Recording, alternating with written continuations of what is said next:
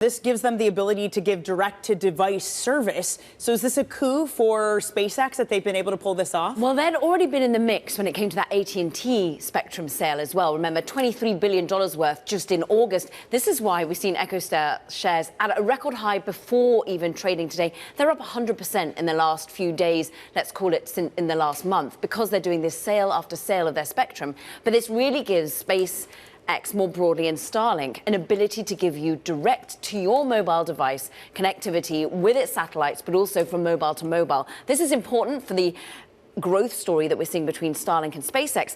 But what's sad is you are seeing perhaps the views that EchoStar was going to be a key challenger when it came to an offering in the mobile space. The fact that it was going to rival the likes of an AT&T or Verizon, that's not going to be clear anymore, because clearly they're having to offload what was this prize spectrum. The reason they're offloading it is because back in May they started getting an investigation by the FCC. Look, this is a company that's on the brink of bankruptcy, and now you see its bonds soar, its shares soar, because basically they've been forced by Trump, even involving himself as well, but being forced by regulators to start selling off some of this spectrum that it bought at pretty bargain basement prices previously. Yeah, EchoStar, even though it's the big mover today, it's not really the exciting company in this deal, right?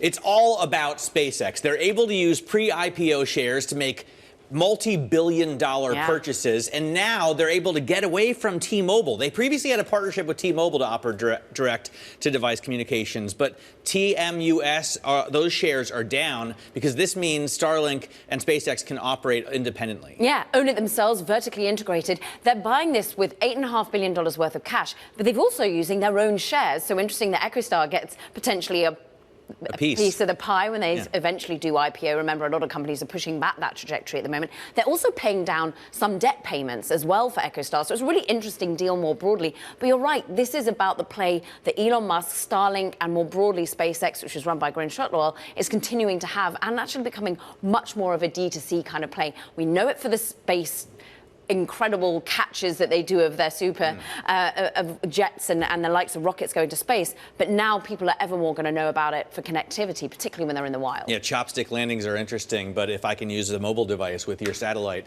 network, that's even more interesting for a consumer.